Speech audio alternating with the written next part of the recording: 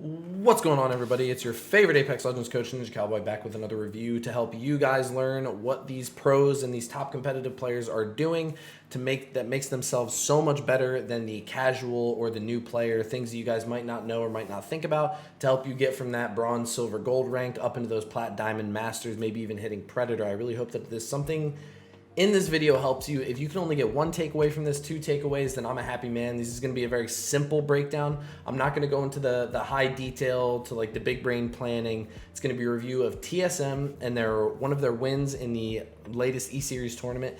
It's a pretty good educational review. There's a lot of good control and a lot of good position play, and the call outs are really clean, but we're mostly going to focus on how they play their position and how they control the space around it to enable themselves to control that one same position for the entire game, but still rack up enough kills to get a very impressive win. So let's get right into the gameplay.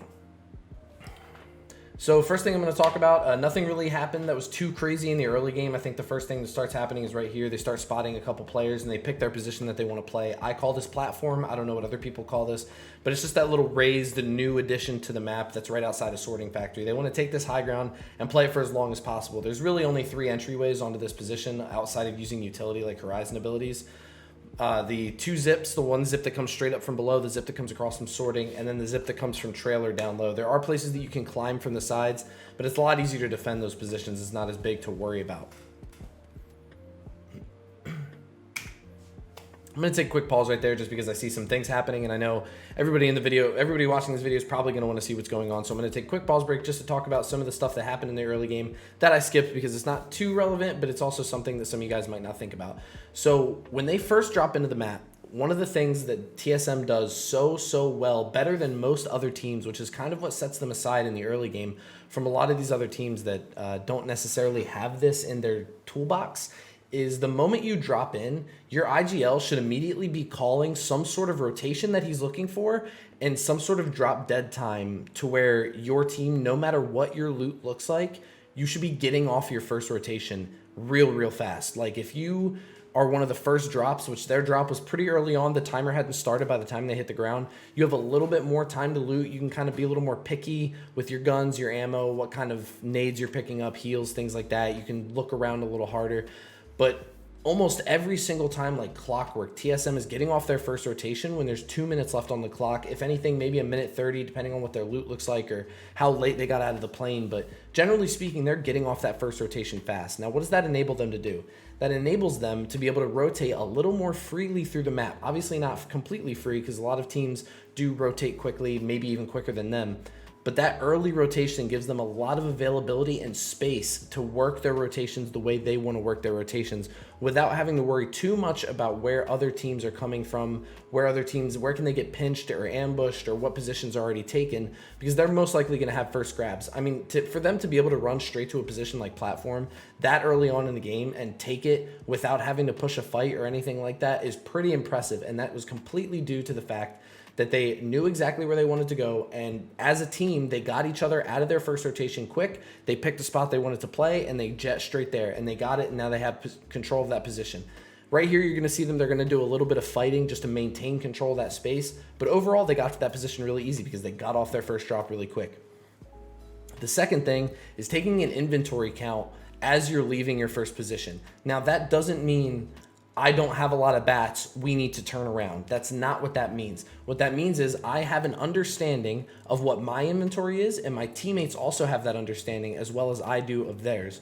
So as we're running and we're hitting those couple supply bins, maybe the little shed here and there, we're looting as we go, maybe we take a fight and we get some kills, I can ping the right stuff for my teammates. So I know what they need so that we can more quickly get through our looting phase, either, on the way there or after a fight, and then get right to the position that we want to play and play that dominantly. Whether you're an edge team that wants to take fight after fight, or if you're a caustic team that wants to position up, or if you're the kind of hybrid team that TSM is, then that mindset will work for you no matter what. They always call out their bats and cells. They let everybody know, I don't have a lot of ammo here. I would like to do a gun swap. I'm not really looking to run sniper this game. That way everybody's on the same page and you can move through your loot phases a lot faster. So now I'm going to jump right back into the video and we're going to see how they kind of establish dominance on this platform. And I'll go over in a little bit how they prod out of their position to kind of do damage and aggress on other teams to ensure that the space around their position is constantly in their control.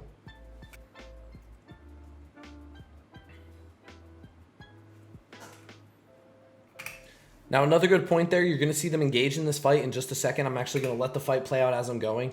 They use their scan as an opener. A lot of teams use the scan in some strange ways that I see in ranked. You know, they'll scan their backs as they're pushing into a fight, or, you know, just odd uses of scans. You want to use those scans to engage your fights. That way you have all the information on the enemy team, and the only information the enemy team has is what general direction one out of the 3 players on your team is coming from.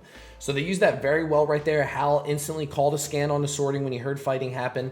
They used the information off the scan to coordinate a push, and they took high ground control away from a team that was not controlling high ground, which, you know, quick tip, if you're ever playing Sorting Factory, you want to make sure you have at least a cognizance of what's going on your high ground. This is a very open, very volatile space to play in, especially when the circle's constantly closing on sorting.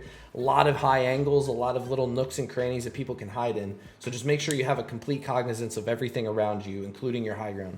Now here you see that they're not necessarily playing in a death ball. A lot of teams like to play in a death ball and just run at teams together and hope they do the damage before the enemy team does. They're playing split. They're playing off angles. Hal's controlling the high ground. You see reps prodding out to get some loot. Snipe Down's kind of floating between the two, sending his scans in pivotal positions so that they make sure they have a complete understanding of what they're getting into. And they're getting knocks because they have those off angles. If you're death balling in the early fight through the mid fight into the late game, then you're not going to have any off-angle shooters. So if that enemy player gets away, gets around a corner, jumps over cover, uses Wraith Form, Horizon, Q, whatever it is, you don't have an off-angle shooter that can shoot around that position or get a better angle to cut them off at their cutoff. Instead, you're all just shooting that same target. Once that target's gone, you just lost that kill. That's 1 kill point that you're never going to get back. So having these split angles and making sure you're communicating that with your team so that you understand where you are, what you can see, who you're doing damage to, that's all super important for the IGL to make those play calls so that you're all on the same page and you're winning team fights, getting kill points more effectively. Right here, again, using those Bloodhound scans to take advantage of players that are out of position. That Crypto was extremely split from his team. I'm sure the moment he got scanned, he probably shit his pants a little bit, realized that there was a team that knew he was by himself and there was nothing he could really do about it. His 2 teammates were way far on the other side of sorting around the corner. Snipe is about to engage the fight right here. He's going to have some really good backup. He's going to calm it in, and Hal's going to make the call that they just kill him.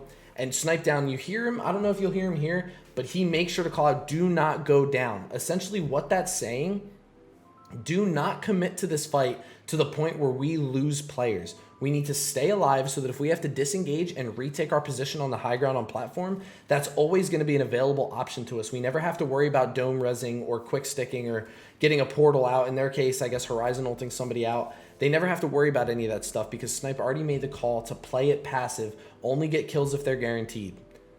Now, as they're moving into the looting phase, you hear it again. I'm 2-1, I'm 3-1, I'm 4-5, whatever it is, calling out the things that they need. Ping this for me, ping that for me. I need shields, I need this. So that way, as a team, as an individual, you can loot 1 box and you can see what's in that 1 box. But as a team, you're hitting 3 boxes at a time. That's 3 different angles that you can figure out where the loot is and where you need to go after you're hitting the box that you're on so that you can get through this loot phase really quick, reset, and either reposition where you want to be or take over the position that you're in and start getting awareness out on the map. It's really, really important to constantly be communicating with your team. This is one of the 3 pillars. If you guys have watched my other videos, then you know communication, coordination, and positioning are the 3 most important pillars of any competitive battle royale. So if you constantly are communicating what you're doing, what you're seeing, your teammates are going to move a lot smoother together, and especially in that loot phase in the post fight, you're going to be a lot more effective in getting loot together really quick and getting back to where you want to be. As you see, they just retook platform without any problems because they're constantly controlling the space around their position. They're firing on the team's low ground. They're constantly pushing into sorting to take fights and establish dominance there so that nobody can retake that position to try and easily take shots on them. They're putting shots down on the trailers, on the train tracks crossing. They're shooting everywhere just to ensure that every team on this map does not have a free walk up to take the space away from them that they want to control. Another quick point that I just want to throw in there, not all of competitive Apex at the highest level is what you see on their streams when they're ranked grinding or in their YouTube videos when they drop these high kill games. It's not as glamorous as that. It's a lot more tactical, strategic. It's a lot slower, it's a lot smarter. They're not just going to be flying at everything. So it's not as beautiful as you probably think it is if you're not familiar with watching ALGS or whatever it is. A lot of it is just playing your position and being smart and knowing when to play out and aggress teams and knowing when not to. I mean, even the most aggressive teams in the game, they don't push every single fight. They don't always leave the position that they're holding if it's the smartest position. So just kind of having an understanding of that is important, especially if you're jumping into ranked for the first time. Just make sure you're not over-aggressing anything and being stupid with your fights. Make sure you have a good idea of the situation, of the surroundings, and take fights smart. Take a spot, baby. Oh, that's a good girl. That's a good girl. That's my baby, huh? That's my baby. All right, so here comes another moment. They see another fight. They see it at range. Hal thinks it looks like a good fight. A lot of teams involved, a lot of knocks coming through. And they push up here. Hal extends pretty far. He's used to playing the Wraith. He's used to playing the Scout. Still the same thing he should be doing with the Horizon. But right here, he gets the call. Already got the knocks. Fight's already over. Reps tells him to get the hell out of there. And just like, it's just that simple. Your IGL does not have to be the only person making the smart calls. If you see something, if you read something, if you have info that your IGL does not, and you know exactly what should be happening in that moment, fucking say it. Let them know. Tell them, get out. We need to back off. We need to get out of here. We need to play our position. We have to control it. Zones closing, whatever the case is, so that you're all, again, communication, coordination, positioning. You have to have the 3 pillars. As long as you have those 3, I promise you, you will improve your success rate if you start implementing those 3 pillars. Please, I'm telling you, it's going to work. Again, prodding out, controlling the space around their position. Takes a big hit, knowing that they don't have many shield heals, he's going to back off right away. Could he maybe have gotten 1 or 2 kills off that low ground team? Maybe. Would he have taken a good bit of damage? Absolutely. And understanding how many heals they have as a team alongside of what's the payout for what we're doing, which is maybe 1, maybe 2 kills. If we're lucky, 3, but most likely 1 kill. The juice is not worth the squeeze. We'd rather play positioning. There's still 12 squads alive. That's a lot of squads. We're about to be going into round 5 here. So we definitely want to just be alive. We want to be a part of those 12 squads. We don't want to be the 12th squad that dies out, right? So just play smart. Definitely want to back off there. Really good call. Back to his position. Back to controlling the space. All right, so here comes another really good push. Hal, again, is engaging. He's calling for Snipe to use the scan. They hear the res going off. They know the fight just ended, so this is the prime third-party opportunity. They're going to be able to get their resources up. They're going to be able to get some kill points, and they're going to be able to get back to their position effectively because they already cleared out the backside. They know that the other teams are low ground for the most part or inside sorting, and since they're taking a fight in sorting between their position and the rest of the teams in sorting, they're kind of playing that barrier. So even if they end up taking another fight, they're playing that barrier team so that other teams can't get in as freely to take their position. Right here, Hal notices that another team is trying to get up onto their position, immediately calls Snipe down back. It would have been really good for them to loot. It was kind of a miscomm from them. All 3 of them left the looting, and no one grabbed the loot. Reps end up calling out later that his bag was already full, so there isn't really anything you can do there. I mean, those kinds of things happen. You're not always going to have a perfect play. But at the end of the day, they bullied that team back off their position, and now they're back in a really, really good spot, and they have a little bit more resources. The only thing they're really hurting on right now is ammo, but considering how dominant their position is, one of the 3 pillars, they can absolutely pull success out of this game. All right, so right here, the game is about to be over, so I'm going to go ahead and turn the comms up and let you guys listen to the team. I have no more shields either, by the way. These guys cannot lift up on us. That's the only way we lose. Do you have heavy? Because can you give me my light back? I have 40 light. I have 40 heavy. Okay.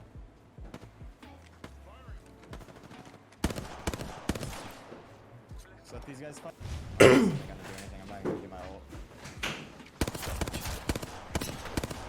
We're fighting. Good angles will shoot. I just got fucking shoot. I have no angles, bro. I'm gonna have no ammo. I have 16.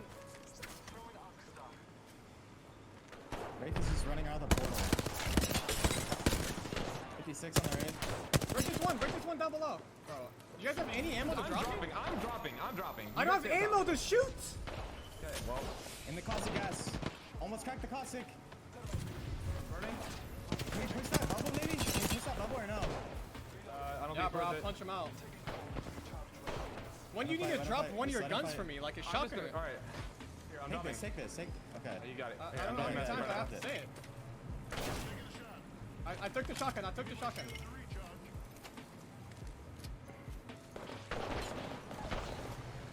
One team. dropping, You you drop. guys You drop.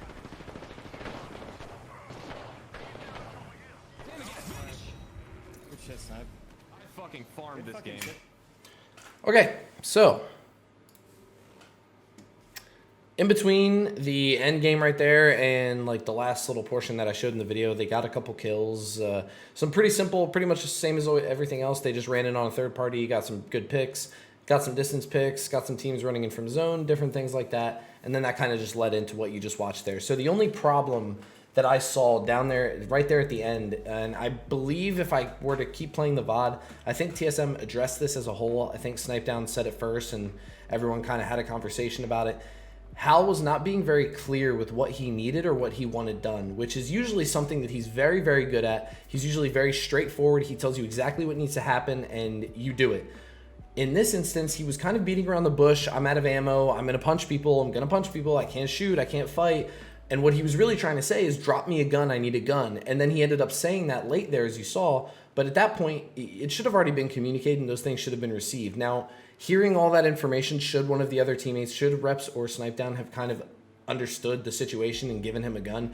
Most likely, yes. But at the end of the day, you want to keep your comms nice and clear. You want your teammate to understand exactly what needs to happen, exactly what you're seeing, exactly what you're doing. That way you guys can move together, shoot together, and win games a lot more effectively, as opposed to having your teammates have to break some sort of cipher that you're giving them. So, yeah, I mean, that's pretty much the entire video.